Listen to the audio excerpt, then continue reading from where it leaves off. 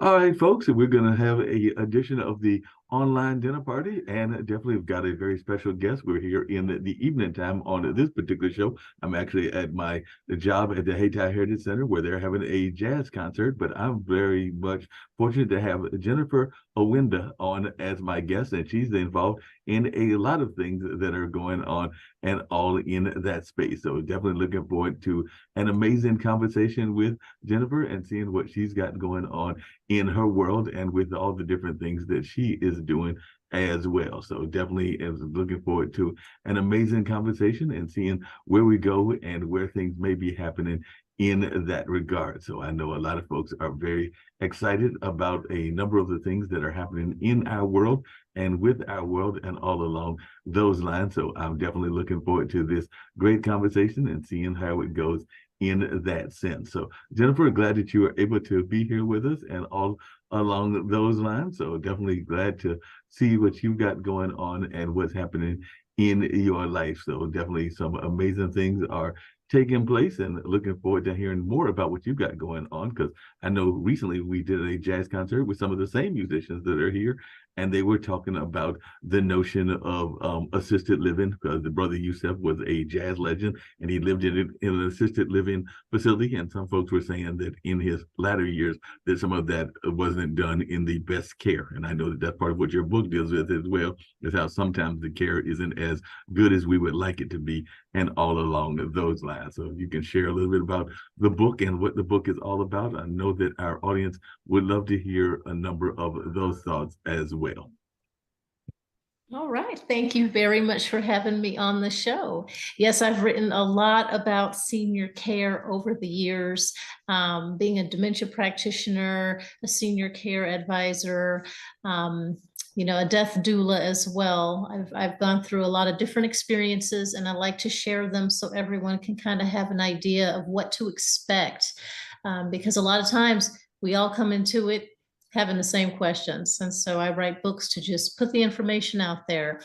The particular book you're talking about is one that I just released in March of this year. It's called Cold Hearts, Warm Bodies, The Secrets Inside Assisted Living. And the reason I called it Cold Hearts, Warm Bodies is because in my almost 20 years in this industry, a lot of times we're just hiring warm bodies because we don't have a lot of people out there that are willing to accept low wages to provide personal care when they can make the same amount of money, doing retail or, something like that. So, or even going at the McDonald's thing, or I don't know, being a receptionist somewhere, whatever, it doesn't pay well. The hands-on tasks that you have to provide in senior living facilities, we're talking bathing and dressing and grooming and redirecting and people with confusion and dementia, and it's a lot, and it's a lot on the caregivers. And unfortunately we are hiring warm bodies a lot of the time. The cold hearts is because unfortunately there's a lot of cold hearts, and I don't mean just coming from some of those caregivers that are working 2 and 3 jobs, that some of them really do care, but they're exhausted. They can't pay their bills already, and they're exhausting themselves, and a lot of times it's hard to get them to be able to provide that care or get off their phones. It's not always the I'm tired of work. Sometimes it's I just want to, I guess it is work, right? Want to zone out into the phone. Well, anyways, senior care is lacking dearly in our country, and people need to understand what really it is like living and working in a senior living facility, and especially if you are on state Medicaid, because in that regard, if you can't pay, let's say, $8,000 or more a month for your grandmother or your loved one to have dementia care or all of those help with that incontinence and things, then you may be subject to a facility that is not the best But anyways, so yeah, cold hearts, warm bodies. That's why I called it that. The secrets inside assisted living, so everyone can understand. It's SOS, sales only sales. You got to fill up that building. The room's got to be full. The census has to be high because that's the revenue. That's 100% of the revenue. The hair salon ain't giving you no revenue. The outings ain't going to give you no real money, but $8,000 to $10,000 a month will, right? So if you got 50 or 100 rooms, you got to keep it full. It's all about sales. So Well, it definitely sounds like about sales. Jennifer, one of the things I was curious about is I know that here we have some assisted livings, the facilities that are seen as the top of the line. They come out to events, they bring their patients to concerts, they do a number of things like that. Like I said, then there are some of the other ones that are less accommodating. They don't do as much. And sometimes it seems that part of it is socioeconomics, because definitely it does seem like there are some that are don't have as much of the amenities as you would like. I mean, we do have one in downtown Durham, where I'm based at, Durham, North Carolina, that seems to try to bring some activities to the people and everything. But then, like I said, I know that there are some others that are more affluent. Some of the folks that are a little bit more rich can afford those kind of facilities. And I was just wondering how much is the socioeconomic classes playing a role in the way that we treat our elderly? oh, that's huge right there, because your private pay facilities, some of them have entertainment, 7 days a week, Right. right? Some of them have the great big bus that they take the residents to the Right. county fair. And these activity directors, I can tell you, I was an activity director for almost 7 years, and I was all about trying to get them to the symphony and to the Nutcrackers and all these different places, even people with advanced dementia. If you could get in that wheelchair, we could get you on that lift on that bus and we could take you, even if it was just for the first half of the show, right? And even if we did have to maneuver it a certain way. So there are a lot of people who can afford those nice facilities that can have more resources, have more full-time activity directors and bus drivers and things like that.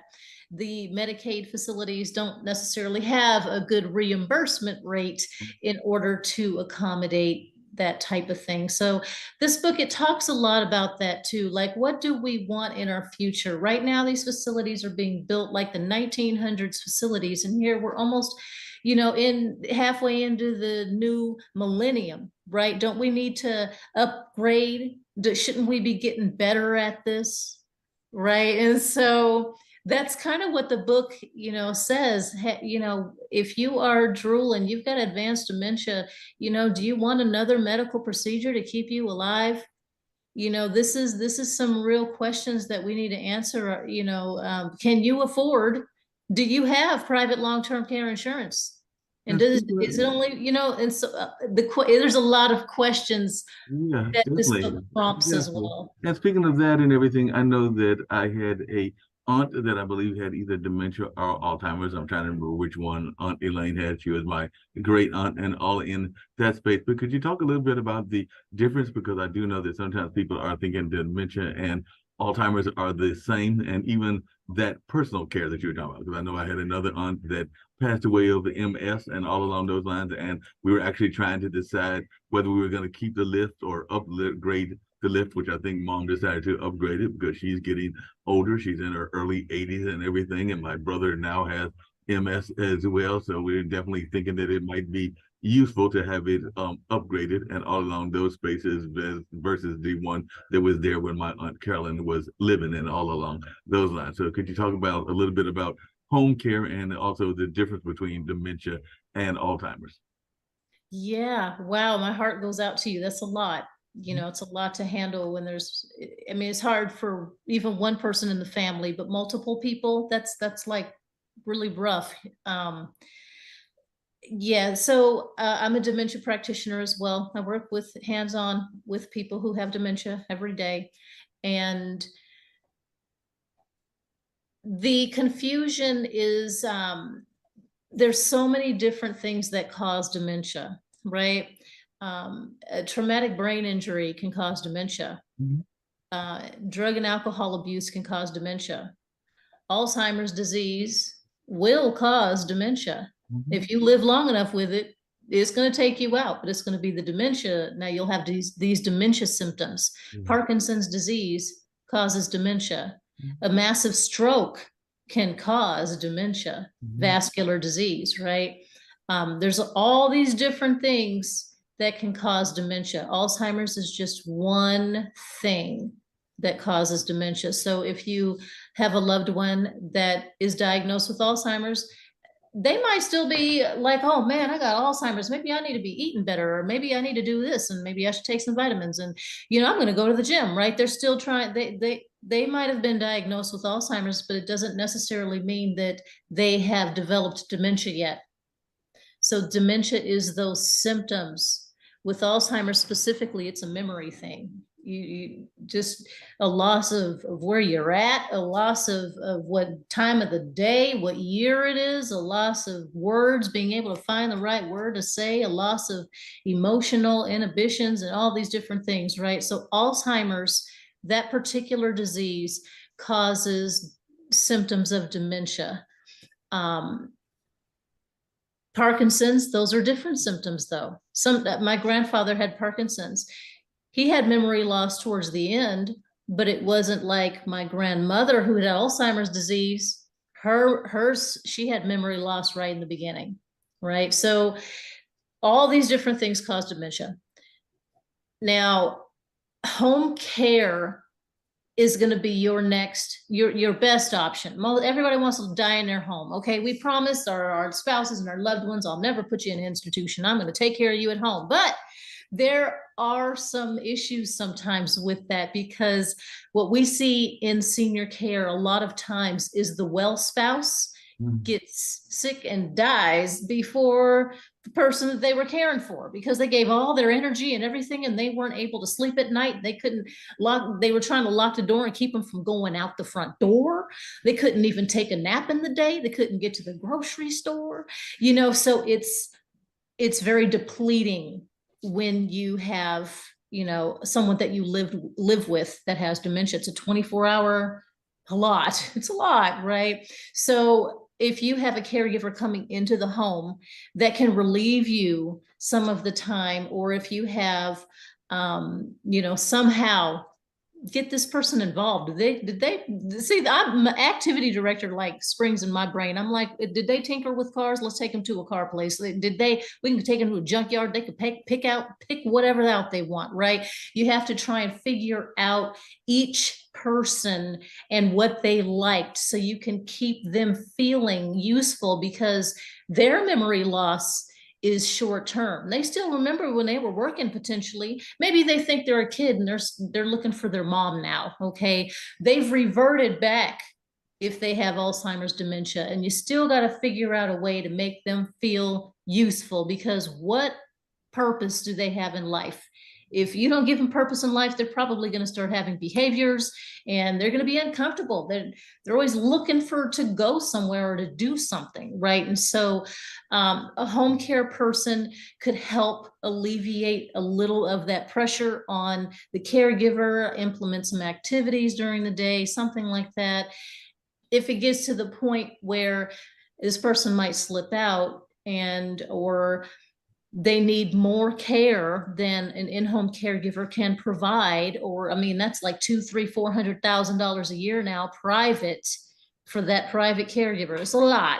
Well, that is a So whole lot. Hey, Jennifer, along those same lines, how much should, because I know this was a conversation that came up with my great aunt and everything, because sometimes they don't always remember what we would like them to remember. And sometimes they might even have memories that are what some people might call regression, or things that are going back in time. So they might even ask you about things that you might not even be aware of, because you might not have been part of that time frame that they are referring to. So how much in your experience do you think that people should just kind of go with the flow? Like if they're calling you a relative that isn't even around anymore, or if they're calling you other names, how much of that should you go with the flow, or how much of that should you try to bring them back to a sense of what we consider modern day reality, and all along those lines? I was just wondering your take on that, because I do know some people will be like, no, I'm not your, let's just say your spouse. I'm not your spouse, and you're calling me your spouse, or all along those lines, where I'm not Uncle Bob. Uncle Bob has been gone for decades and everything in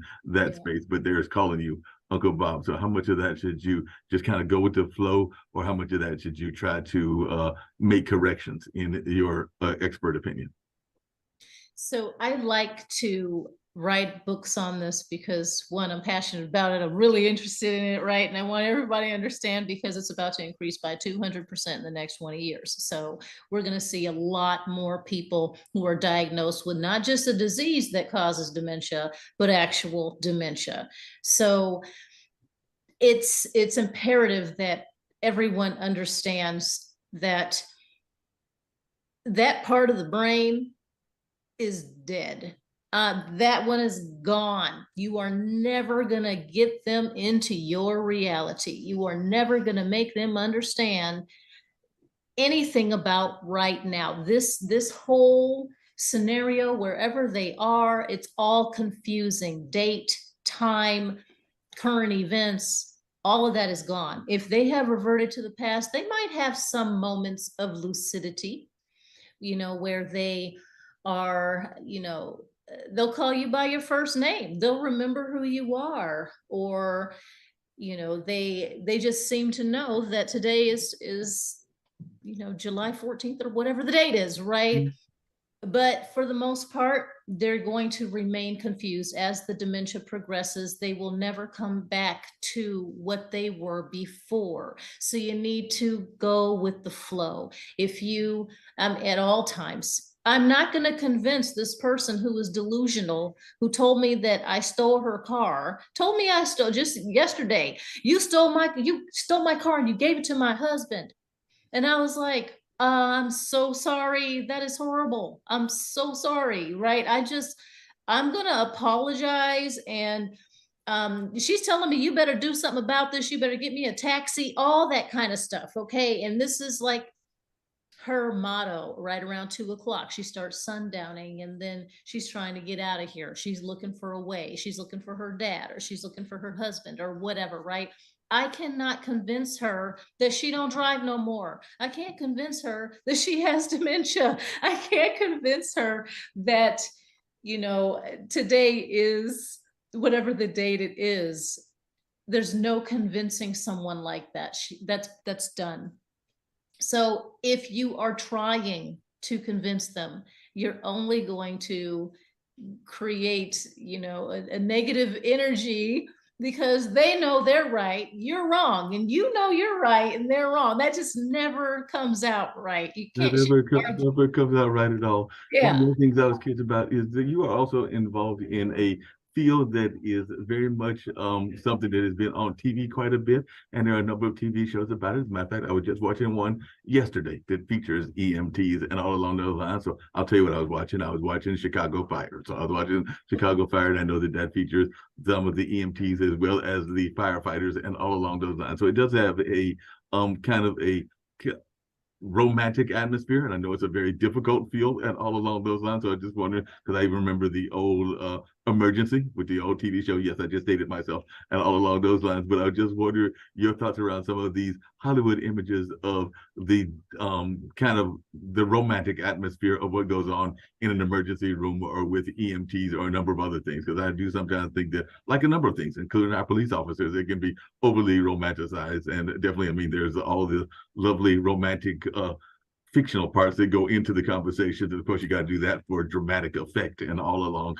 those lines. But they do tough time talk about the tough things. I know that one of the episodes, it might have been Chicago Fire, we're talking about the loss of a fire officer and how they revolved around that and how they made a statue or something that was like a memorial to honor one of their fallen soldiers. And on one of the episodes that I saw, I believe that was Chicago Fire. It might have been one of the other shows similar to that and everything. But I just wondered your take on how Hollywood treats the nature of emergency technicians, which you also have that in your wheelhouse of skills also. Yeah, so of course Hollywood has to sell their product, right? This stuff is any job. I mean, they could probably put my job on TV and romanticize it, but it is nuts, right? There's no you can try and have as much fun as you want at work, but when people are dying, it's not, real fun, right? It's when people are bleeding, it doesn't matter if you are skilled and are hyped up on adrenaline, and some people really get off on that stuff, right? But it is real life and it's nothing romantic. And I mean, they put love scenes on TV, and they're nothing like real life now, are they? I'm like, that doesn't happen, right? So I think it's just, that part of it is just to sell, To sell that part is definitely. But yeah. there's another field that you are into as well, and I definitely want to get into this also because some people do not understand that. A friend of mine has a dear saying. He says that we all know our birthday, we celebrate our birthdays. Now, some people can argue whether we celebrate our birthday or our conception dates, because that's been a whole conversation with one of our other shows where they have talked about that around the abortion issue and all along those lines. And I kind of agree with Toby. We celebrate birthdays and not necessarily conception days, but that's neither here nor there in this particular conversation. But another thing that my friend, who is actually a stroke survivor, says is that none of us know our end time. Only the man above or the woman above has an idea of what that time will be and everything. But you actually are one of those folks, and I have another friend that does it as well. Actually, I got a couple of friends that do it, that is helping people make that next phase of life, whether that is just an absolute end, which some people believe it is, or whether it is going to another dimension, whether that is heaven or whatever other folks might want to call it, or all along those lines, or maybe even coming back and repeating this life, because there are different philosophies that different people have about this notion of what happens after we go and everything. But what you seem like a very vibrant young lady and everything. So what got you into wanting to be a death doula? I imagine part of it was your own wanting to be there for your own relatives, because you just mentioned that you lost a relative and all in that space. Well, what got you into wanting to be a death doula, and what advice would you give to others that are thinking about going into that particular field? And also just in general, do you think that we spend enough time even thinking about that? Because a lot of us, I've said on this show and several other shows that I know nobody has made it unless you go by the Bible, and there are some people in the Bible that they claim made it, but I'm personally going for 200. Not doing the things that you need to do to make it 200, because I'm definitely eating too much fast food. I had fast food earlier today, ordered DoorDash and went to Wendy's and all in that space. Definitely not doing enough exercise. Probably are having some other bad habits. I'd be lying if I said I don't have a cold one that might be alcoholic every once in a while. Not enough to be abusive of it, but I definitely have some drinks and don't smoke. That's a good thing. But there are other things that I do that are probably not helpful to my health and all along those lines. So definitely, like I said, hopefully I'll be here to 200. That's my personal goal, even though I think part of it is a mindset. So if I go for 200 and I only make it, I'm 61. So if I only make it to 81, hey, I made it at least part of the way to 200, and I was having fun all the way there and everything. And if tomorrow something happens, I still was having fun all the way to whatever the end date is. So what got you into this death doula kind of field? All right. Well, actually, 3 out of 4 of my grandparents had a condition or disease that led to dementia. That's what got me into senior living. Mm. Then from there, of course, working with so many people who had advanced dementia or, terminal illnesses, or both, right? Watching them go through that final transition and being that support system to the family, helping them understand what is next and plan, and kind of can keep some control over that final, your wishes and your last stages, right? Your last chapter all of it should be yours. Yeah, you couldn't write out your first chapter because that's when you were born, right? But your mom could have planned your delivery date with, medical intervention, right? Right. Now you can plan your death, through medical aid in dying or death with dignity, or depending on what state you're in. It's not legal everywhere. But if you are suffering, that is an option for some people. Um, Becoming a death doula was definitely the next step into helping people come to terms with what's going to happen, whether it's transitioning through that dementia process, or just I can't breathe anymore, or back and forth to the hospital, another UTI or whatever, right? And so I help people through senior care and senior living planning, all the way through that dementia piece and all the way to the door. I can't go through that door with you, but I can hold your hand. I could have helped you plan your vigil and helped you live out your last wishes, on your final dreams, help you tie up life loose ends, or been that listening, unbiased ear for you to vent, or do some guided imagery with you, right? So that's what a death doula does. It gives support and resources.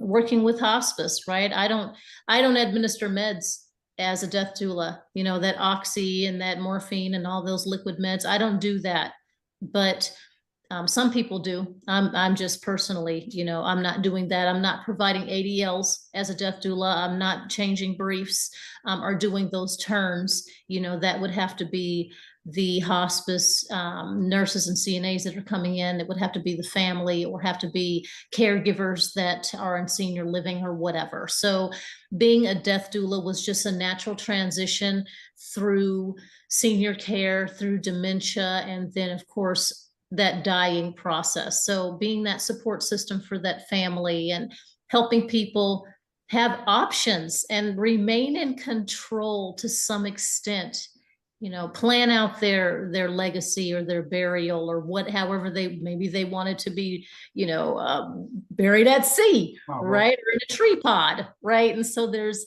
all these different options, and sometimes people don't know what those options are.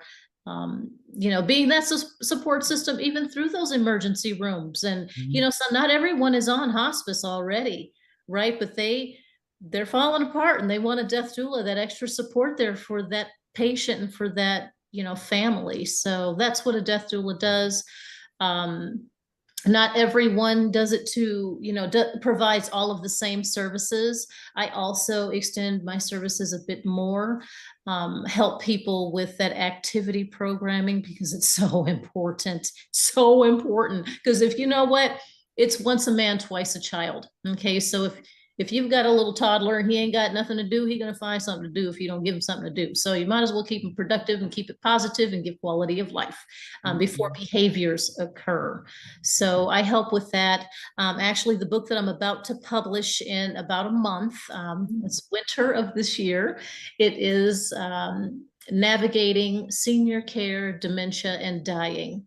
So it is an all-inclusive book of the whole stages of those last chapters of life, helping people understand their options and plan and know what to expect. And it's just going to help people a lot. So if you've got questions about what happens, what does it look like when someone is dying? Yeah, you can YouTube it, right? I'm sure you probably can YouTube anything. You can just about anything. But along those same lines, I was just wondering, because I know that part of your background is also being from the islands, and ironically, the performer that was performing here has some island roots as well. So I was just wondering, I know that certain cultures are a little bit more in tune with their care of the elderly, and all along those lines. I've got some family members that are more attached to their Native American roots. I've got definitely some friends that are more attached to their African roots, and not just African American, but their African roots. And I know that a lot of those cultures are very much in tune with the multi-generational approach to life and everything. And then when I think of the reggae culture and the Rastafaris, they definitely seem to be very much in tune to being a multicultural kind of society and a respect for the elderly and all along those lines. So I was just wondering how much of that played into your upbringing and into your doing the work that you do. Yeah. I've been a Rasta woman for all of my adult life, and it's different for everyone. There's different types of Rastas, I guess, now. And some Rastas, they shun death. They say Fayabun death and, things like that. But when it comes to our time, say your family is Catholic and you're a Rastaman, and your family is now going to take care of your body, is going to maybe shave up your locks you done had for 40 years. Maybe they're going to have you holding the cross and you've been burning fire upon the cross or something. I don't know. Everybody's different, right? So whether you're a Rastaman or whether you're from another culture or ethnic upbringing, whatever you've decided, or another religion or whatever, everyone should have it the way they want it, right? They should have their wishes respected at the end of life. While you could make those decisions, that's when you need to write them down. You need to make sure your close people know what your wishes are. But it is different for every Rasta. No, So, definitely. You said something interesting, and I'd love to hear your thoughts about this as well. I was involved some time back with a group called the Funky Eye Puppets. It was actually an Asian gentleman that created it that was also attached to George Lucas way back when, but a lot of us were adults and very much involved in it. It was a voice troupe, a voice kind of troupe that was dealing with characters and a number of those other things. I do not consider myself the greatest actor and all along those lines, but I definitely still enjoyed doing the voice work and some of that work and need to get back in touch with IBC and all along those lines. But one of the things that he tried to get us all to do was to do something that you just mentioned, even with the care of those that are elderly, which is getting back in touch with our youth and being in touch with that young spirit and all along those lines. So I just wondered, as one that talks to people that are in the elderly care, how important is it for you to give them a sense of play? Because that's something that I think that even as adults, even young adults in their 20s and 30s, don't oftentimes are feeling that, we got to get caught up in the life goals and all the work and the hustle and bustle, and we forget that aspect of play. And so I just wondered, even in your care for the elderly and in some of the harsh realities that you see, how important is it for you as a person to have a sense of play, and how is it important is it for your clients to have a sense of play as well? oh yeah, that's very important. I mean, if someone, I like there's this one lady, she's got all these paintings, and of course they can't be up in the senior living because it's small, but she's a painter. And so we need to break out those paints all the time. Even though her painting, right now, you actually give her the brush, you put it in the paint, and then you put her hand with the brush on the paper, okay, just to get her started. So she can't initiate it anymore, but she's still doing something that she loves, and that's very important, having that. So, like me, I write, I do art, I love gardening. There's certain things that I love, right? And if I was to develop dementia, I should be able to still do some of those things that I love as much as I possibly can. But that social aspect is really important. The children being around, it's fairly new, not even 100 years old, that people are, cast off when they're seniors. It used to be different generations living in the same household, multiple generations and taking care of each other.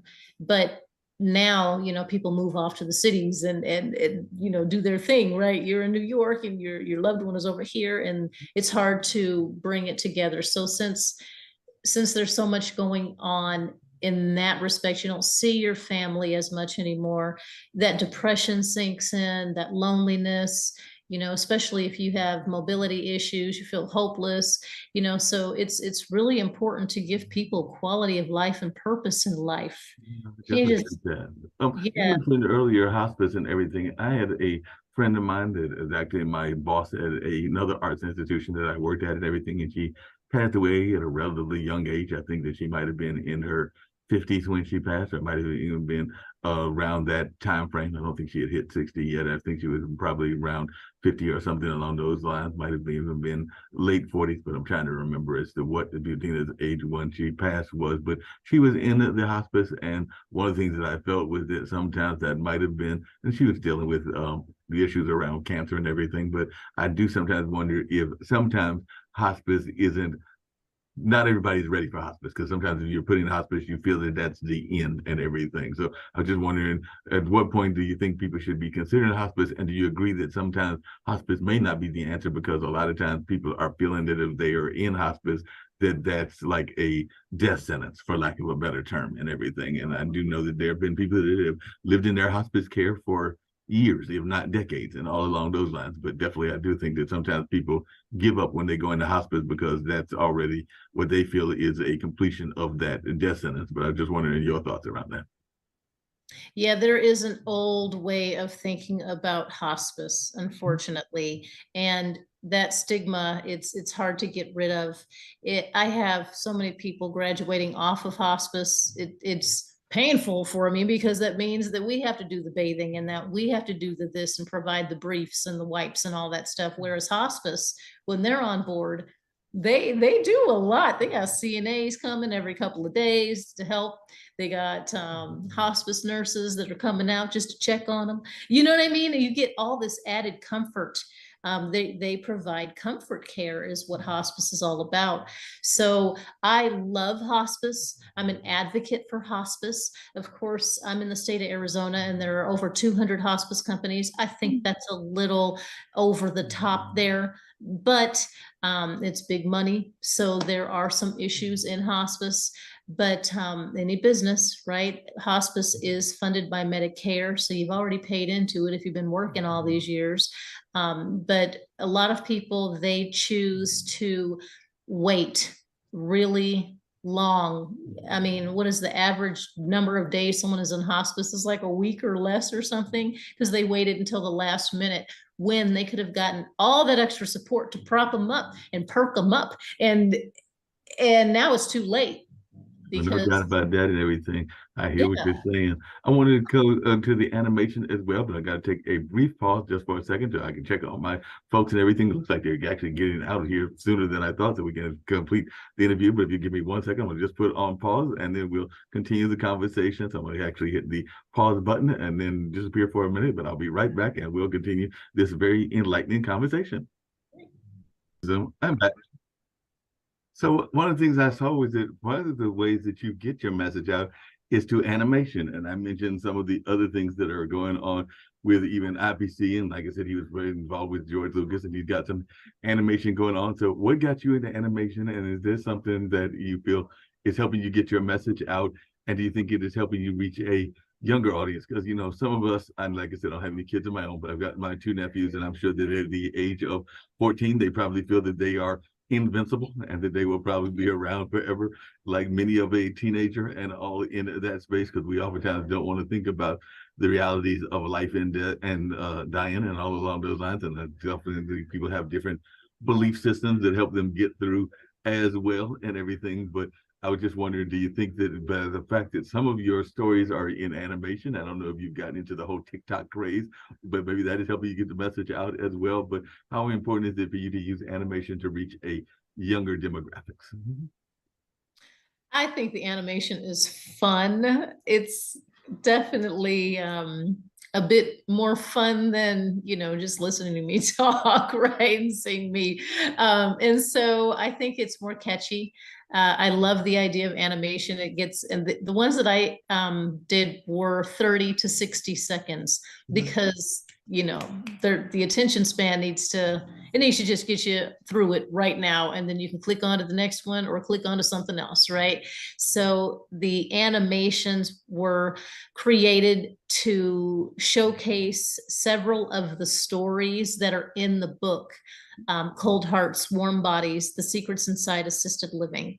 That is a book with my story of senior living, but then I've weaved in other people's stories as well, little short stories, and I made animation skits off of these short stories that are in there. So some of it's so funny, some of it is distressing, but it's real life, even if it's animated. It looks like you've also done some books that aren't always just strictly on the whole notion of emergency work or even the spirit of death doula and along those lines. Because I've also seen that you have written some books that have to do with things like world history. And I'm trying to figure out which part of world history that you are interested in. Maybe you're a fan of Cleopatra or Nefertiti, or maybe it's one of those great English kings or queens or somebody else out there, maybe even Shaka Zulu, because I do know there are some great historical figures. And I also saw that you've written some books on something that is very dear to many people, as a lot of folks are feeling that we are not doing good things for our environment. So it seems like you've also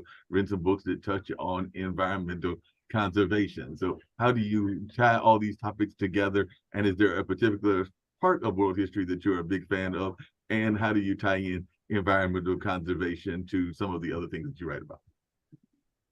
I started writing books when I was 9 years old. Okay. And they were just, you know, fun little stories. As I grew older, I was born in the Virgin Islands, raised in Oakland, California, became a Rasta woman when I was a teenager, right?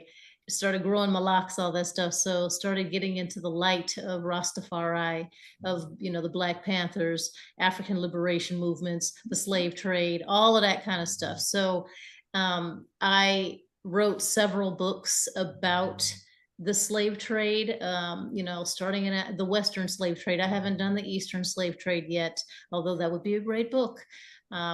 It's 1,000 years even before the Western slave trade started, right? So that's a lot of information, but I do them for children because you and I, we can pick up a 300 or 25-hour book and read that. It's boring for children. So the children's books that I do have colorful illustrations, and they are history. Whether it's the book about the slave trade, or whether it's a book about King Lalibela and the rock-hewn churches of Ethiopia. I love to do these historical books. King Solomon and the Queen of Sheba, and the transfer of the Ark of the Covenant from Israel to Ethiopia 3,000 years ago. Rastafari, 225th descendant of King David, that kind of stuff, right? So I do a lot of Rasta, African, Afrocentric books and things. But I also do anything that I feel passionate about. So I'm a very busy body, and I like to do a lot of things. So I've done books about dementia, children's books to help people understand dementia. I did ABC, Alzheimer's book for children, different activities to do with someone who has dementia, you know, brain tour, which is different parts of the brain that are affected by dementia. Showing how, you know, the child is growing and maybe the elder is declining with that brain, you know, situation that's going on, right? So done lots of, even one for teenagers. I did Decrypting Dementia for Teens. Oh, That just gives a lot more information about dementia in itself. And of course, I'm about to do this other book as well. But the environmental conservation books, I think what really sparked that is the first time that I went to Kenya, East Africa. My husband is from Kenya, and his mom lives in the village, not in the city where there's garbage, but in the village. And there was no garbage can. I asked her, "Where's the garbage can?" She didn't know what I was talking about. And she was like, what are you trying to do?" Right. And I was like, "I got this plastic bag or whatever it was I had." And she, just put it over there. And I was like, "Okay." She didn't have a garbage can. She grow all her own food, you know, all the maize, she's grinding it up, right? She didn't have garbage. And so I was like, wow. And it's all this garbage amazing. that It's I deal with amazing. every day, everything comes in a bag, in a box, all this processed stuff, all the stuff I accumulate in the house, right? And so I think that is what made me start doing the environmental conservation type stuff for children. Um, It's amazing that you said that because we have a show here on the network, Pod TV, and everything. Is actually a woman that is from Latin America, Vivian Andreada, and all along those lines. And one of the things that she is gone back to is to her homeland of Colombia, and definitely has had some other folks that have gone to Colombia, which is in South America, and all along those lines. And that's actually what they have noticed as well, is that despite the stereotypes that we give about other countries that are quote unquote third world or second world, in a lot of ways they might be more advanced than we are. So I've heard that about Kenya also, and even some of the other African nations. And it does seem like there are some of these stereotypes that exist, that they are poor and suffering. And I'm not saying that there aren't some suffering aspects to some of those countries, but some of the basic things that you need, like home care, and some of the things that you need, including being in a clean environment, they seem to be doing better than those of us here in the West. And I just wondered if that's something that you have observed, because you seem to be a world traveler, with having that husband from Kenya and having probably traveled to other parts of the world as well. Because I know that definitely Viviana has brought that up, and even one of the founders here, who I think has gone to Colombia as well, they've just been amazed at the way that they were treated by the individuals. A lot more niceness than what goes on in the U.S., and definitely a lot more cleanliness in a lot of places as well. So I just wondered if that was your take also. I think a lot of it was, for at least for me, depending on where I'm going, is the waste management, what you're doing with the garbage. If you take it away and hide it, then you don't realize you're using so much. It just seems like that to me, because there was no waste management in the village, and they weren't using any. Mhm. But when I'm in the city, I'm filling up a garbage can all the time, right? So depending on what area you live in and how you're living, right? I mean, those people in the village, they're strong. They're strong. They're bending over gardening. They're moving all the time. And here I'm in the city. I got all this garbage in the garbage can, and I'm sitting a lot. I'm working in an office, or I come and watch my TV. My face is in a phone, whatever. And so I think that they're healthier in the regard that they're growing their own food. They're not around a bunch of garbage. They're not buying stuff out of just to be buying stuff. And, which is less stress, right? Mhm. You don't punch a time clock the same way you do in this country. There's a lot of cultural differences. Even if you're working 14, 18 hours a day in other countries, it's a different feeling depending on where you are. I don't know. I just feel like people are happier in other places. They're nicer. Mhm. I mean, maybe not to Americans. A lot of people don't like Americans. They think we're loud, obnoxious, that kind of thing. But of course, not everyone feels that way. Right. But definitely a cultural difference. No, I definitely can see the culture difference. I was just wondering because you mentioned being in Oakland and growing up as a kid in the 60s and a teenager in the 70s. I definitely remember having a lot of admiration for the Black Panthers, and a lot of people forget that the Black Panthers actually helped create some of the programs that we even use now. I think that they were one of the leaders in terms of like having school meals, and definitely some of the other programs that are now seen as government entities and all in that space. So I just wondered your own take on the Black Panthers as one that grew up in Oakland, and you even mentioned that you did some research on them. So I just wondered your thoughts around the Black Panthers in your own life and what impact they may have had with you. I was raised in Oakland in the 80s. And I will always remember 2210 10th Avenue, apartment 301, Oakland, California, 94606. I'm always going to remember the phone number. I'm always going to remember the address, even if I develop Alzheimer's dementia, because that long-term memory is going to stick with me, right?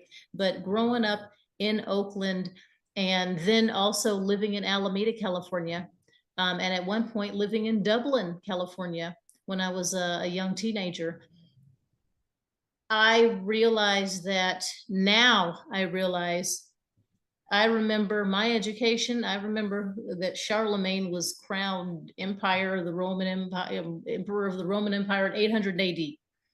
But I was not taught about the Black Panthers in school. That's something I had to find out about myself because I was into Black people and Black history and trying to figure out my life. I'm a Rasta woman now, right?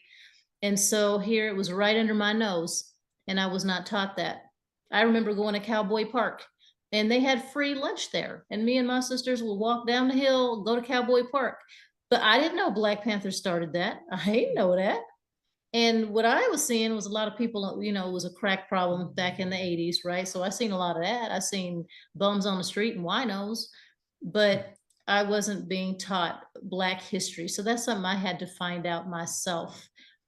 It's a shame that even this Ukraine thing that just happened like yesterday, right? Just like that the British got involved with that in the early 1900s, and then it was United States, and it was like, wait a second, this is fairly new. I didn't know about that, but I can remember all this stuff from 2,000 years ago that I was taught in school, but I don't know nothing about what happened just 100 years ago and why this might be the beginning of World War III. I ain't learned none of that stuff, right? Mhm. And so to me, I feel like growing up in Oakland, the only reason why I got interested is because the light of Rastafari called me. There's a lot of people growing up in Oakland are not interested in that because they're trying to survive or whatever they're dealing with. You know what I mean? They caught up in they 9 to 5, got to get across that Bay Bridge. You know what I mean? It's, No, people I are so do. distracted. Yeah, the So people are very distracted and everything along those lines. You were saying that, I was thinking to myself that a lot of people, we've been having shows around the Israel and Palestine conflict, and definitely, no doubt, Hamas was a terrorist organization. But there's a lot of folks that will say that this goes back a lot further than just that October 7th attack, and that there is a number of things, including what you just mentioned, which is some of the folks that talk about um, Ethiopia and some of its connections to some of the Middle Eastern prophecies and all along those lines and everything. But definitely a lot of folks don't study as much as probably you and I do, and they are thinking that it started all in 1948 when there was a number of things that happened before 1948 and the creation of Israel, even though some people even in the Israel community would probably say that it was just started in 1948 and along those lines. But there's a lot of historical things that still a lot of folks still have to do research on, and I'd love to hear your take on that as well. Yeah, that was actually pretty disturbing. I'm like, you know what? Okay, coming from the Rastafari point of view, I'm like, Europeans put their hands all up in people countries and started all of this mess, you know? So, I mean, look at what they did in the Congo, right? Look what they've done in all these different, colonies, right? Um, for the British, and I'm only recently learning this because I knew there was conflict in the Middle East for forever, right? But I didn't know that back in, 100 and a little over 100 years ago or whatever, the British told these Jewish refugees to take up space in Palestine without Palestine's permission. So basically, I'm gonna go. I'm gonna take your master bedroom and master bathroom. Okay, that's mine now. I'm gonna give it to some refugees. They're gonna eventually take over your house, though. Maybe, or maybe they'll just section you off a piece. What is a strip? Right. So I'm like, wait a second. Are you kidding me? The British started this, and then they said, you know what, in the 1940s, you know what, World War II done kicked our butts. Can you, United States, why don't you guys take over? Y'all powerful, y'all got the money, y'all come up with ideas, y'all fix this problem. And I'm like, oh my gosh. And so now it's an American problem, it's a United States problem, right? Because America's powerful bully and they all up in people business too. And so I'm like, wow, we can spend all this money. What is the deficit? Are we having a government shutdown again? Are they talking about that again? But all these trillions to all these other countries all the time. And we've got serious, not just infrastructure problems, not just education problems, not just healthcare, senior care issues all over. We've got mental health crisis out here. If we spent some of that war money on helping people, human beings in this country, it would be a lot different. But of course, you got the industrial, conflicts, right? So, but on that same line, we don't even use the resources that we have. One of the beefs that I have with churches is that they are used for about, most of them, for about 2 or 3 days of the week and all along those lines, but the rest of the time they are sitting empty and all along those lines. And we won't even talk about the office spaces and with the pandemic, the school spaces. But even here in Durham, North Carolina, where I'm at, and I know that it exists there in Arizona, and it definitely exists in California, we got tons of folks that can't find a place to lay their head and a homeless issue. And I'm thinking that there are all these empty buildings. They keep building new apartments, even here in North Carolina, and even those new apartments, they can't fill as fast as they are building them. So I'm still trying to figure out why you're building them if you can't fill them, and you've got people that need a house and that would gladly go into those places if you would reduce the rent rates and all along those lines. So you're charging too much in the first place, and then you've got a homeless problem, because I know that we've got even homeless encampments. I know that there are homeless encampments in Arizona, and there are definitely plenty of them in the parts of California that you used to call home, like Oakland and San Francisco and a number of other places. So it doesn't make any sense to me when the solution seems to be quite obvious, but why the politicians can't see it, probably because it's not putting any money in their pocket. So they're going to go, as you said earlier, into the bottom line, and it's not putting any money into their pockets. They're not caring about the humanitarian aspect of it. well, that's for sure. Yeah. I mean, that's a whole big conversation right there. How much time you got?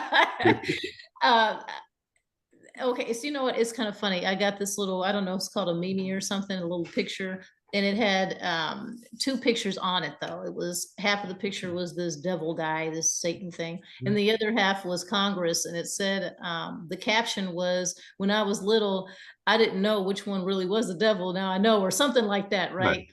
And I'm like, they don't care.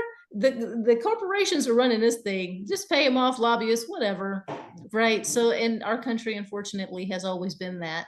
So there you go. Yep, that's very much the case and everything. But I was just wondering, because one of the things that I know that you have to deal with, even in your own work, is everything is the negativity. And I know there's a lot of people that are caught up in the negativity. I've heard that a lot of people are even thinking about the walking zombies that are out there in our population that don't know their sense of purpose or which direction they are going, and all along those lines. So I was just wondering, how do you personally deal with those folks that are trying to bring negative energy to you? Because I'm sure that there are folks that are regularly talking to you, and you just mentioned earlier that you've seen definitely some very devastating things. I'm sure that in your work as an EMT, you've probably seen some things that you wish you hadn't seen, and all along those lines. So I just wondering, how do you not bring that negativity into other aspects of your life?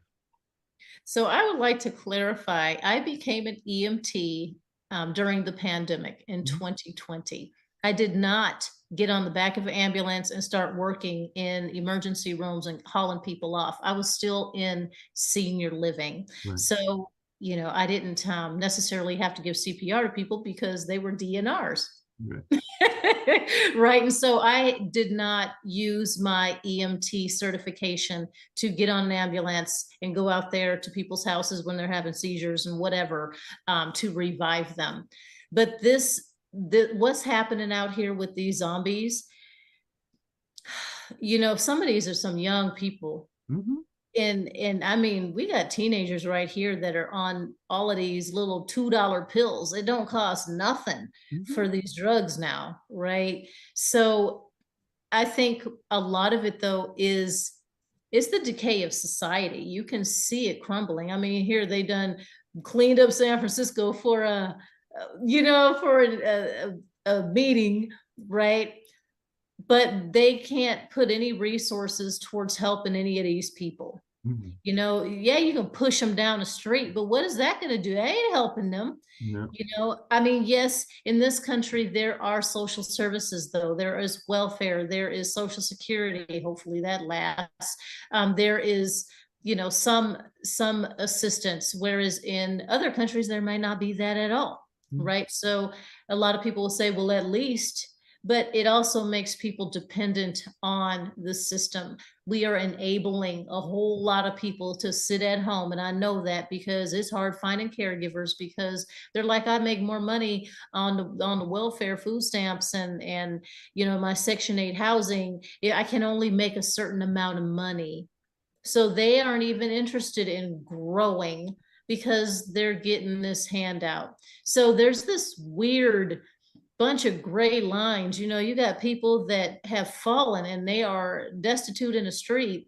And now some of the, like my Uncle Paul. My Uncle Paul, if he came to my grandma's house, he'd sleep on the patio outside. There was something else in his mind that was triggering him that he felt he wanted to be homeless. It wasn't necessarily because he got kicked out because he couldn't pay the rent. Right. And so there's different dynamics going on that's causing this homeless problem, but for it to be getting worse and worse and worse, and the CEOs are making more and more and more, and everything is more expensive. And, it's all to me, it's strategic planning. I don't know if you believe in any of um, the word out there that, I'm not saying it's the end of times because they've been saying that for what, 10,000 years. Everybody been saying it's the end of times, but it's definitely the end of an era as we know it.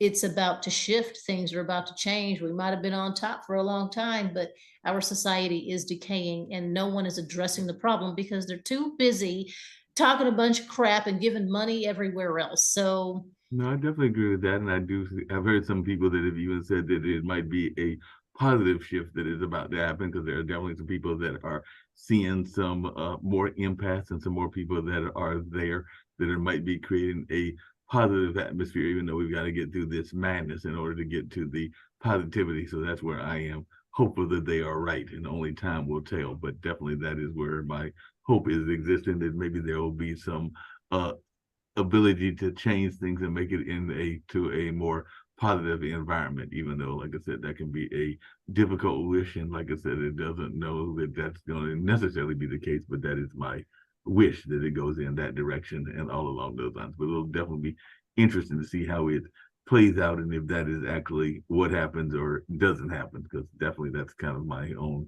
personal wish. But like I said, wishes are like a lot of things. They sometimes they come true, sometimes they don't. So it'll be interesting to see how this all plays out in the way that life goes on and all in that space. But yeah, I'm definitely one of those people that is cautiously optimistic. But like I said, I am cautiously optimistic because, like you said, it could be that we are heading into a negative tailspin, and who knows where that could lead to, and all along those lines. But I'm trying to be cautiously optimistic because one thing that I've learned is I've got a lot of faith in our young people, because I've seen a lot of the young people doing some amazing things despite the bullying that they face and despite there being a love of social media. But I've also seen some positive things from our young people as well. So I do wish that they would sometimes do more cross-generational conversation and all in that space. But I do see them doing some amazing things. So maybe I'm a little bit more optimistic. But I don't know if you've got kids with that Kenyan husband of yours, or whether you think that this is a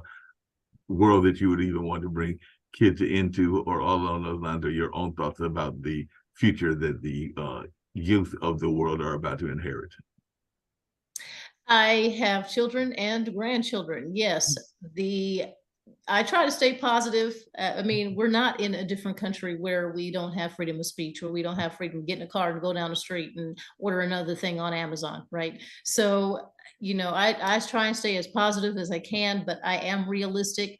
Right. There are storms and there are sunshines. And so it just always is going to come and go over the next another 2, 10, 50 million years, for all I know.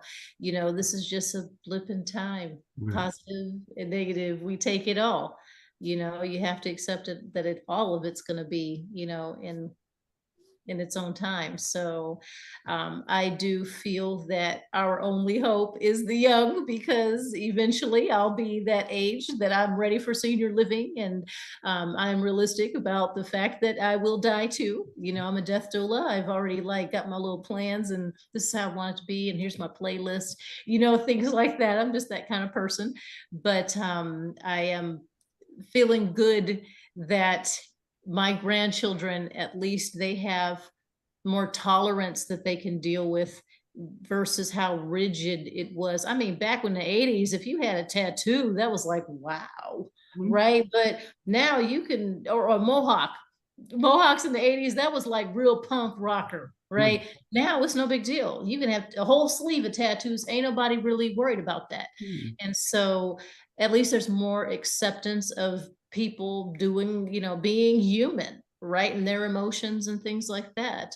Well, there's more Of course, acceptance in some societies. I don't know if there's more far-fetched. acceptance in all societies, because I actually just had a friend of mine who is a member of the LGBTQIA community that just sent me an email because they were doing a fundraiser providing turkeys for that day that's coming around next weekend, Thanksgiving and everything. But they were, even though this particular farm had been supplying it for 2 years, they got an email that basically said that they could no longer supply them because they did not share the same values. And the only difference in values was that this particular friend of mine is a member of the LGBTQIA community. So they were going to cut off the turkeys to the other people because they felt that they did not have common goals or common life aspirations or whatever. And I'm going like, but wait a minute, for 2 years you gave them turkeys, but now because you have had it in your head that this is a immoral act, that you're going to cut it off, and the people you're cutting off might not have even been part of that community, because as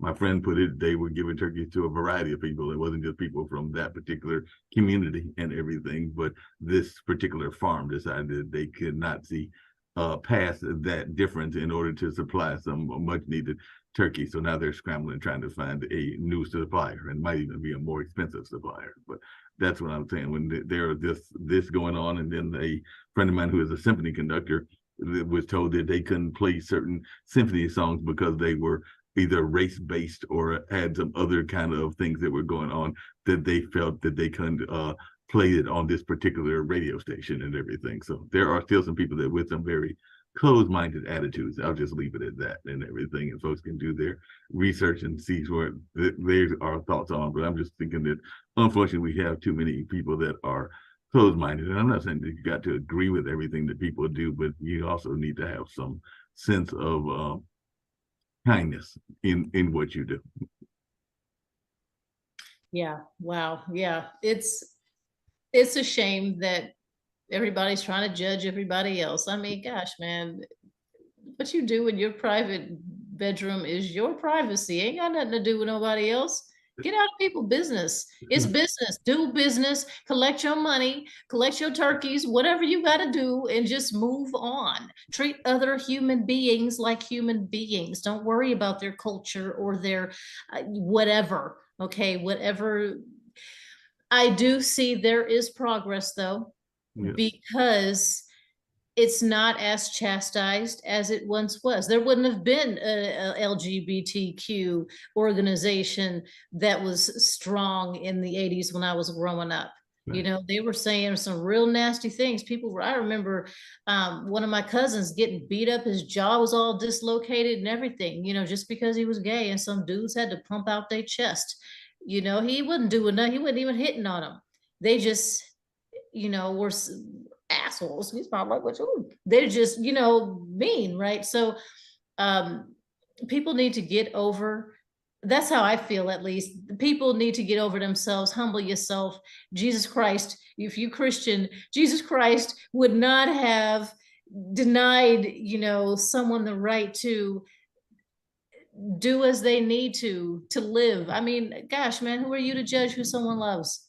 Exactly. That's where my attitude is. Who are you to judge what they are doing in their life and all along those lines? But yeah, you got some people with some very warped views. I was just wondering if we get ready to wind down very shortly. I've thoroughly enjoyed this conversation. I know it took us a minute to get together and all along those lines, but one of the things that we oftentimes talk about on this network and just in general is the idea, and you kind of alluded to it earlier, of the work-life balance and everything. So I was just wondering, how do you manage to have the successful life that you do with your husband, and to have that relationship with both the kids and the grandkids and all in that space? And how do you manage to balance that with all the various things that you do? Because you are definitely multi-talented and all along those lines. So how do you actually manage to juggle all these things and have that, some people would say, elusive work-life balance?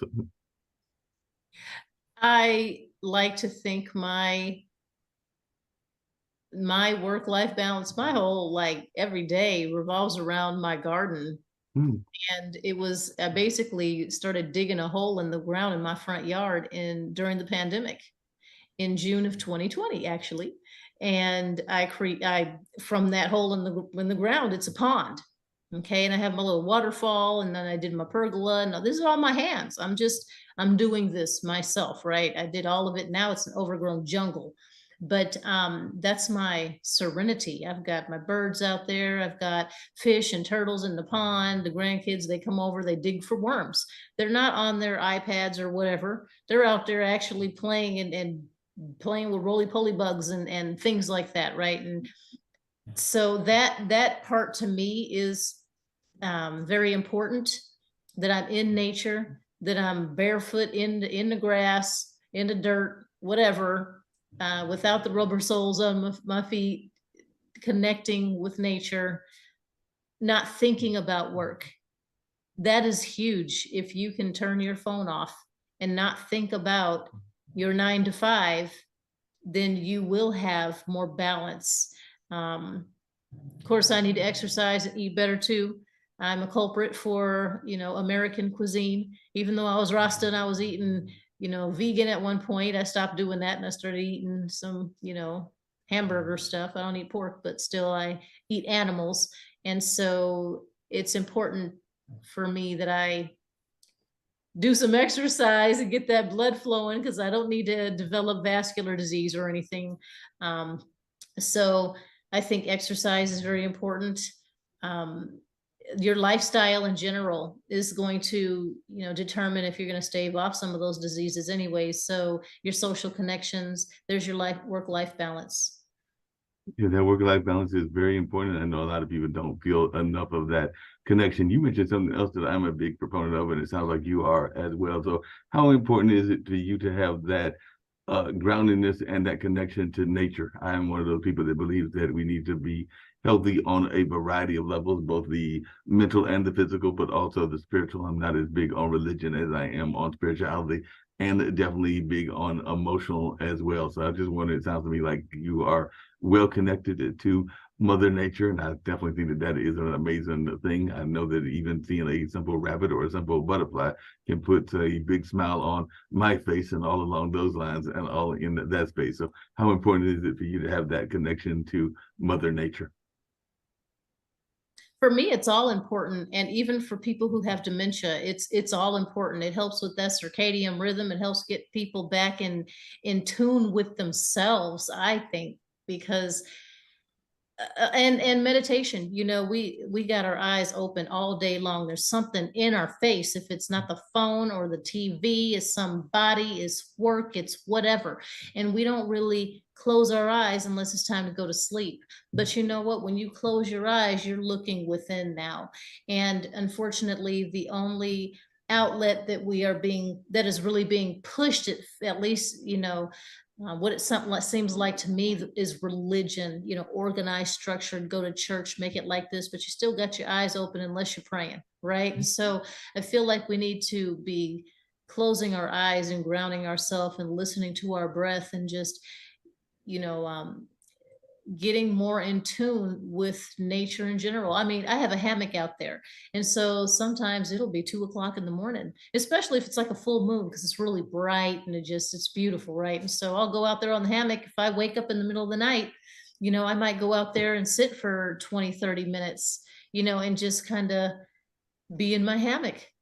There's your work-life balance. But for me, being in nature, being in the trees, being in the grass, just being outside is very helpful for me. Yeah, that makes sense. How important do you think it is? Because, like I said, I'm at the Hayti Center. It's definitely got some ancestors that have gone on. We actually have Baba Chuck Davis, who was a dance pioneer that has a mural as well as kind of a marionette figure that salute his life and all along those lines. And there are some other people that have their legacies here as well, whether that is things that have been named after them or other ways that they were honored, or maybe just even memories of them and all along those lines that have passed on that were part of the history here and all in that space. So I just wondering, how important is it for you to have that ancestral connection?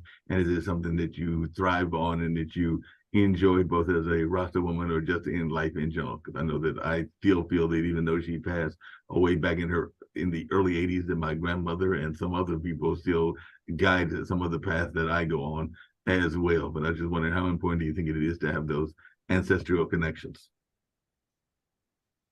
Oh, that's all important for me. I only a few years ago I learned. Now I already knew that my grandparents, they were born and raised on plantations in Vacherie, Louisiana, the Laura Plantation. It's now a museum. My maiden name is Gross, Gross.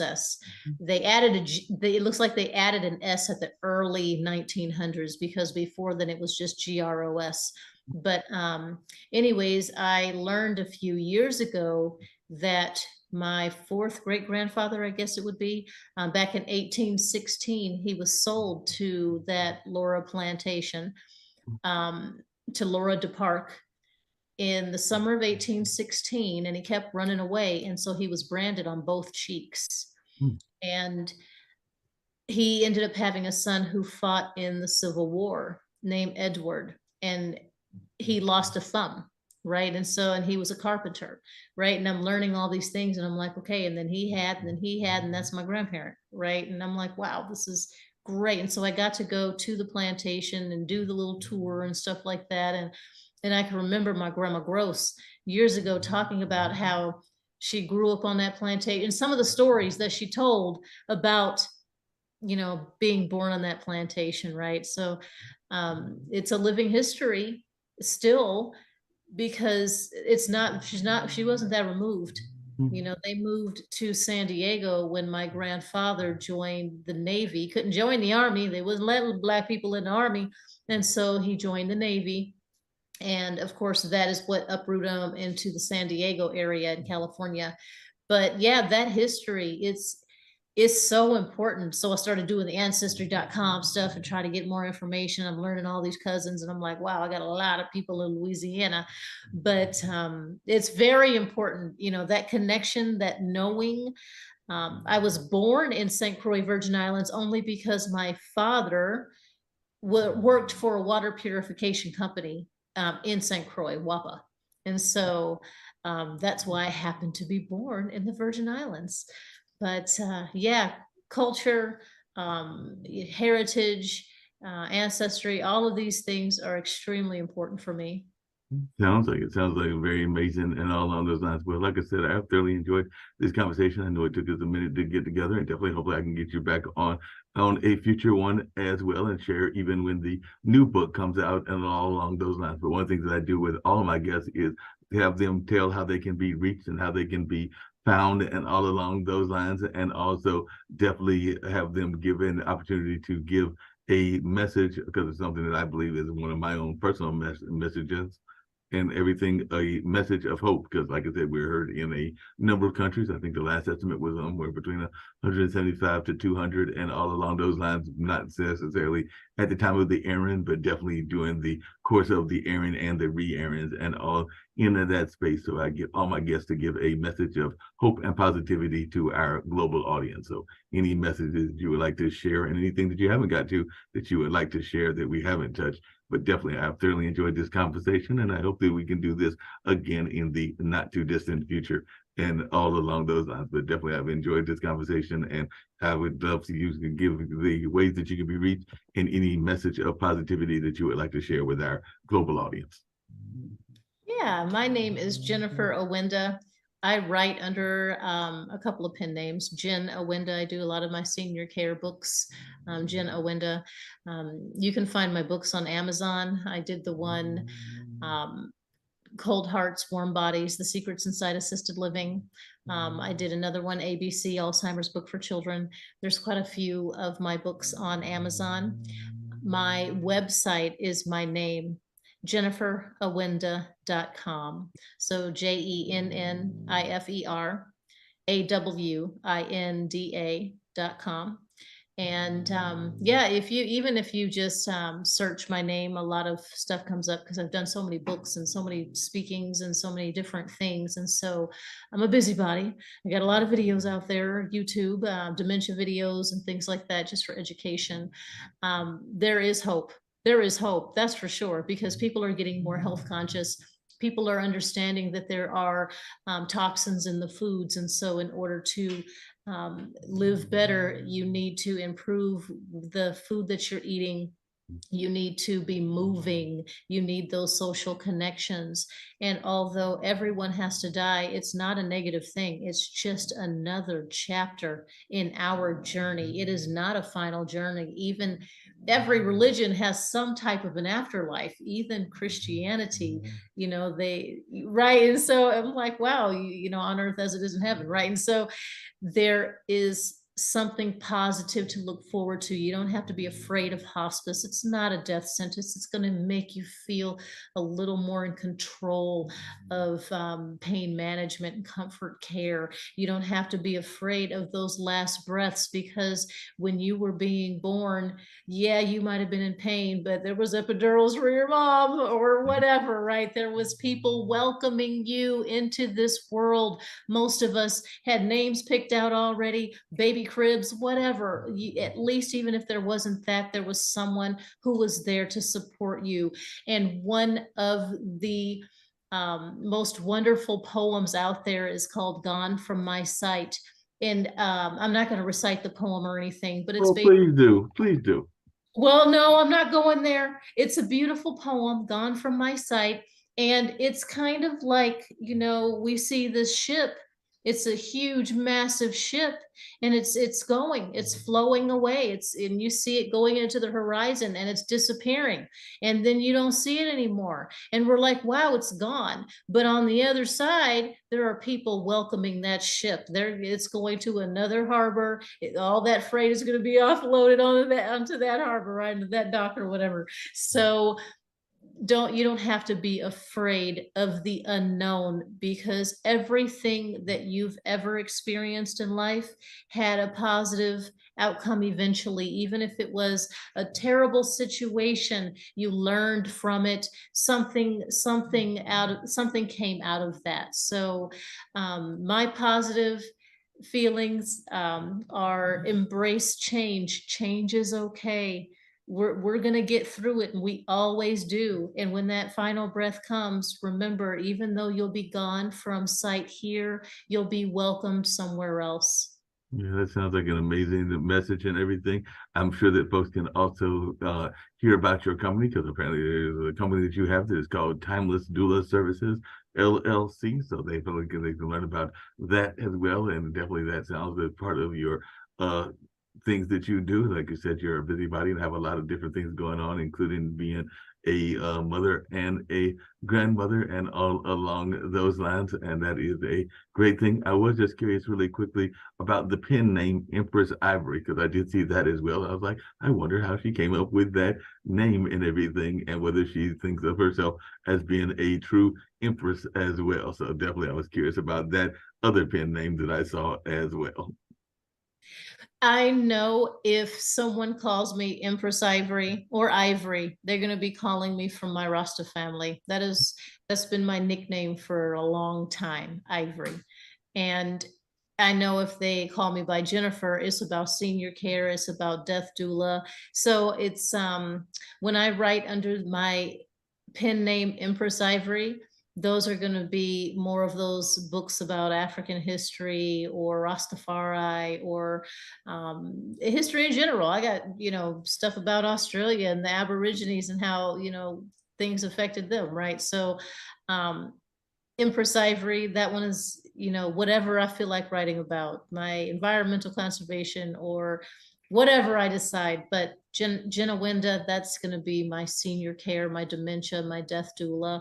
I kind of separate those two things. Well, that makes sense. Just out of curiosity, because we do have a gentleman here that is from Australia, and they were involved in that fight for Aborigine rights. I actually think that they were the ones that were pushing against the need for the Aborigines to be in legislation and all in that space. But I just wondered your thoughts around the Aborigines and how they have been treated in Australia. I don't know enough about that area, but it sounds like you've done some research. I was just wondering your thoughts around the Aborigine population there in Australia. Just like with, the people that have gone through things in South America and Africa and India and all these other places, in this country, North America and Canada, that European hand that went into Australia had no positive intentions. That's for sure. It was selfish. It was greed. It was evil. There was evil going on, and um, no matter how everyone's going to come up with their own different way they feel about it, and that's all fine. But for me, I'm sickened by how these things have happened. But since they have happened, all we can do is move forward from that and try to I mean, it's not the 5 stages of grief, right? We have to get back beyond it somehow and work together. um, Unfortunately, man dominates man, and so I'm just trying to stay positive. I don't see why people of all colors shouldn't be trying to make some of the laws and be part of those decisions. But at the same time, the Rasta part of me says fire burn the system. The system has been wicked since day one, since start.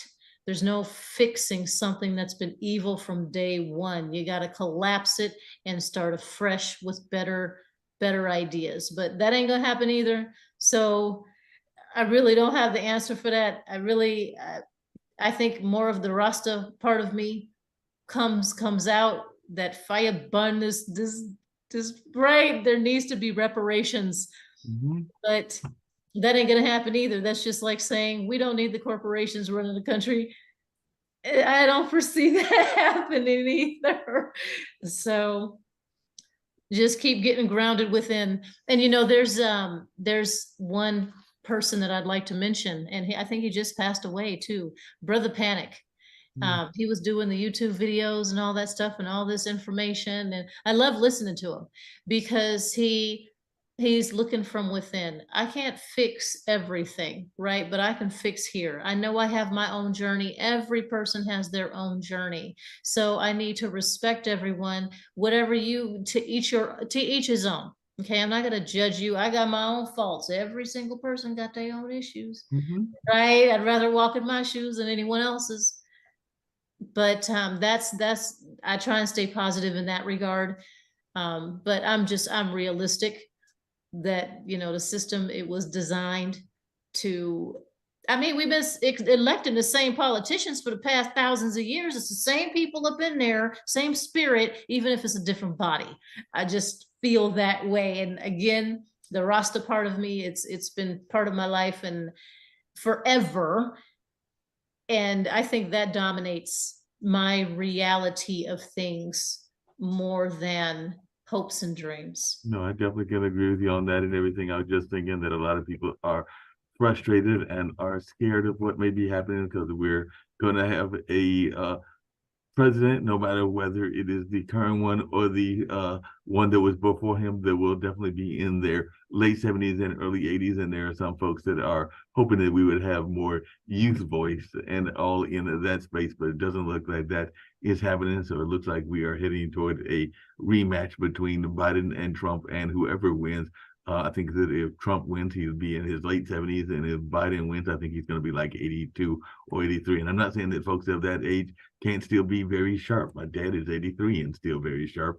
And I think that he's still out there doing his artwork, as well as even what his lady love was doing some dancing and all in that space with a dance performance that she was part of. And I want to say that she's maybe a few years younger, so she might be in her late 70s or pushing near her early 80s as well. But definitely, I think that sometimes we need to have the notion that we can still be active even in our older ages. As a matter of fact, a group that usually meets here, I don't think they met this month because they were meeting out of at another facility, but there's a group of African American quilters, and I want to say all of those ladies are in their 70s or 80s, and there's another group that is called the Dancing Divas or something like that, and it is a cheerleading group, and I think that all of those ladies are in their 70s, 80s, or something in that space. So definitely there's a lot of folks that are still being very active even in their later years and all in that space. I've even seen some folks that might even be doing jump ropes that are in their 80s and 90s and all But in but that space. but there's a point when people need to retire Mm-hmm. and let the young make the decisions for themselves. Because here you're in your 80s, gonna be 88 years old. What, dude, you trying to call shots for things that are going to ripple down the decades? You're gonna be long gone. Right. It's time to move on.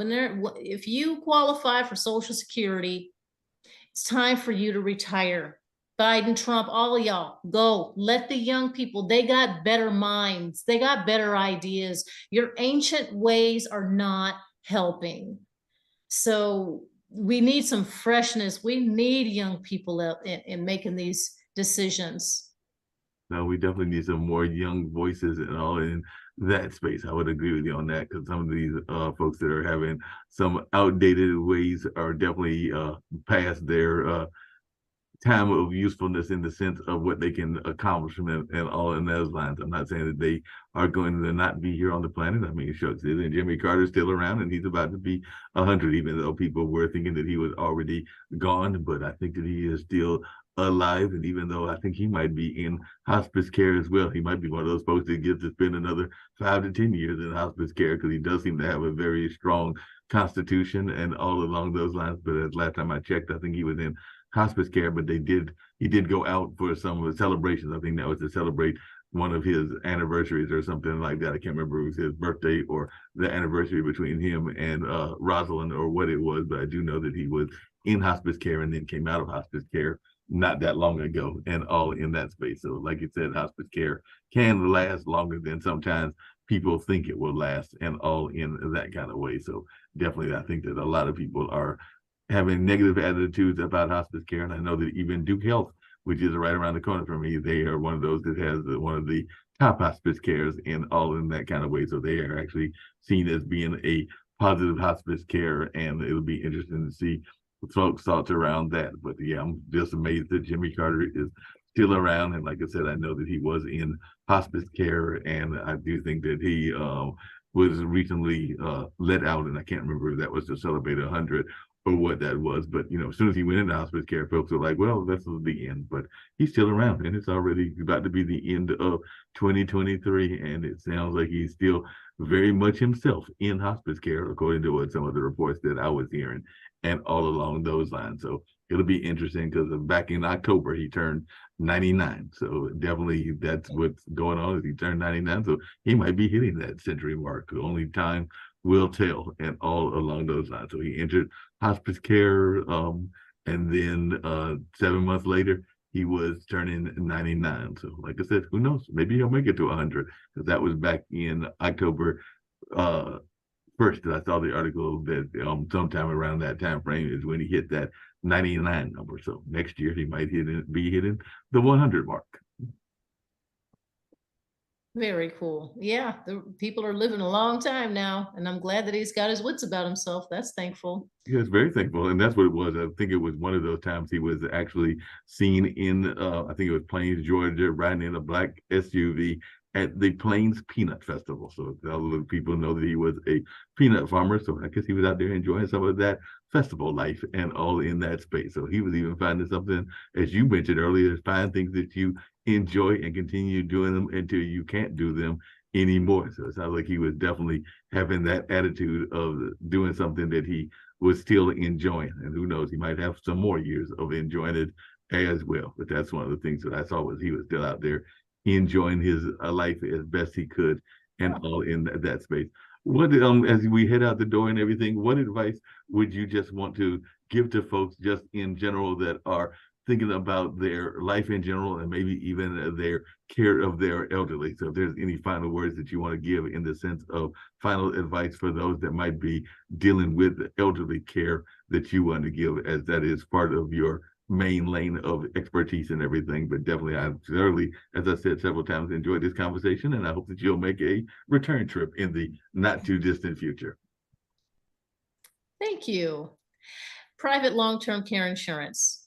If you are not already diagnosed with a debilitating disease and you're not 80 years old, but you're younger than that, look into private long-term care insurance because senior care costs a lot of money. We're talking $10,000, $15,000 a month, right? And if you have private long-term care insurance that covers not only skilled nursing or nursing homes, but also senior living and also in-home care, caregivers come into your home, you're going to be better off financially because it's astronomical out there. The community I am working for now, memory care, dementia care, tops out at $13,000 a month. And it's only 2023. Okay, so in another 10, 20 years, if I think about it, only 5 years ago, right before the pandemic, it was like 6,000, 6,000, and now it's like 10 more. So we're, private long-term care insurance, Definitely hospice doesn't mean a death sentence. I've got several people that have gotten booted off a hospice in the facility, and it just kind of happens like that. One lady, she's been on it for over 2 years. She's not getting booted off of it, but because she falls a lot. Oh, and that's another thing. Falls happen just like with your infant that's learning to walk, your newborn or your toddler or whatever that's learning to walk. They fall. On the other side of the spectrum, your seniors, they fall. It's just kind of what happens. If there's a urinary tract infection, there's probably going to be increased confusion and agitation and things like that. So if you're experiencing or working with someone who has issues with dementia or confusion, get it diagnosed, man. We definitely need to know what we're working with. We're going to be better prepared. But yeah, that's my advice. Private long-term care insurance and use hospice as when you can, because it's going to be helpful for you. It's going to be added support. And death doula, a death doula is going to help with those last transitions and give you a bit more support.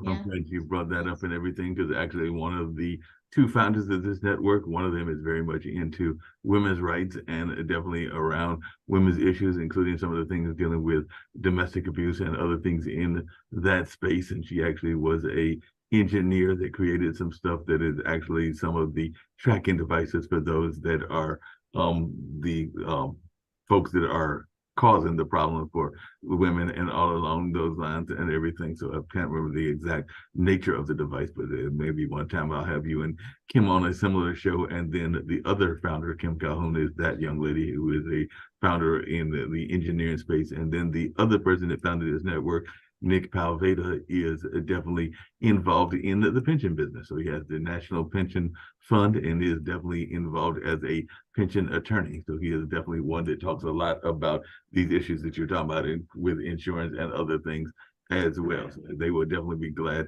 that you brought that topic up on this particular show, as that is a topic that they are very passionate about as well. So definitely, I have thoroughly, as I said several times, enjoyed this conversation, and we're going to end everything right now, unless there's some final words that you want to just share as we're heading out the door. But I've thoroughly enjoyed it, and hopefully, like I said, I'll see you in the near future. But I'll give you the last words if there's any final words that you want to share. My final word would be this book that I'm about to publish is going to be really helpful. Navigating Senior Care, Dementia, and Dying. It'll be available on Amazon right around Christmas. So it's going to help answer a lot of questions and get people through the most challenging transition of life. Sounds good. And on that note, we're going to end right here, and we'll be back with another episode in the not too distant future. So definitely have thoroughly enjoyed having Jennifer Owinda on. And right now we're going to get on out of here with some commercials. But right now we're getting ready to end this. But definitely a fun conversation, and look forward to seeing Jennifer on a future episode.